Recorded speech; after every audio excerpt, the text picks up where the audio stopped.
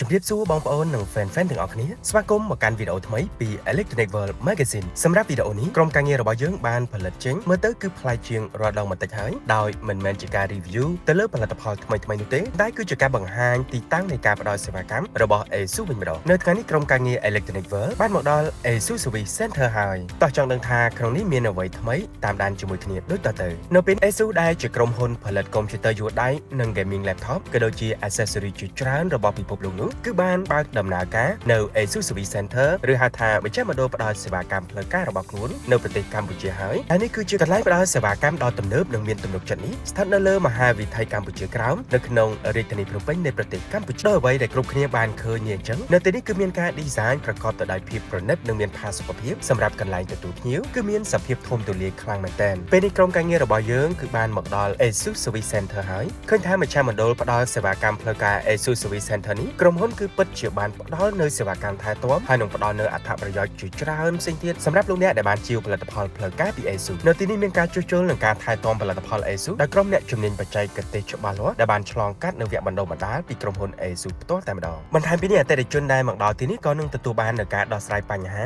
ប្រកបដោយភាពជំនាញវិជ្ជាជីវៈនិងការវិភាគបញ្ហាបានយ៉ាងស៊ីជម្រៅទៅលើផលិតផល ASUS ផងដែរហើយបើនិយាយពីគ្រឿងបន្លាស់វិញក្រុមហ៊ុន ASUS ក៏ផ្ដល់នូវគ្រឿងបន្លាស់សុទ្ធផ្លូវការពីក្រុមហ៊ុនដែលធានាទៅលើភាពធន់និងការដំណើរការជាមួយនឹងម៉ាស៊ីនបានយ៉ាងល្អបំផុតហើយអ្វីដែលកាន់តែពិសេសទៀតនោះនៅមជ្ឈមណ្ឌលផ្ដល់សេវាកម្មផ្លូវការ ASUS Service Center ថ្មីនេះក៏មានកន្លែងដាក់តាំងបង្ហាញនូវផលិតផលបច្ចេកវិទ្យាចុងក្រោយបំផុតរបស់ក្រុមហ៊ុន ASUS ជាច្រើនដើម្បីឲ្យអតិថិជនមកទទួលសេវាកម្មនៅទីនេះបានធ្វើតេស្តសាកល្បងដោយផ្ទាល់ទៅលើផលិតផលថ្មីៗជាច្រើនប្រភេទផងដែរចំណុចដែលចាប់អារម្មណ៍បន្ថែមទៅនោះនៅ ASUS Service Center ថ្មីនេះគឺមានបុគ្គលិកស្អាតៗមានភាពរួសរាយរាក់ទាក់និងប្រកបដោយចំណេះដឹងអាចណែនាំជូនដល់អតិថិជនអំពីសេវាកម្មជាច្រើនការណែនាំផលិតផលថ្មីដែលសមស្របទៅនឹងតម្រូវការនិងបច្ចេកទេសជាច្រើនទៀតដើម្បីធានាបាននូវបទពិសោធន៍នៃការប្រើប្រាស់ដ៏អស្ចារ្យបំផុតសូមជម្រាបថាគ្រប់ផលិតផលផ្លូវការរបស់ក្រុមហ៊ុន ASUS លោកអ្នកនឹងទទួលបាននូវការធានាយ៉ាងតិចបំផុតរយៈពេល2ឆ្នាំសម្រាប់ការធានាជាលក្ខណៈសកលដើម្បីធ្វើការជួសជុលនៅពេលដែលម៉ាស៊ីនរបស់លោកអ្នកមានបញ្ហានៅក្នុងមជ្ឈមណ្ឌលផ្ដល់សេវាកម្មផ្លូវការ ASUS Service Center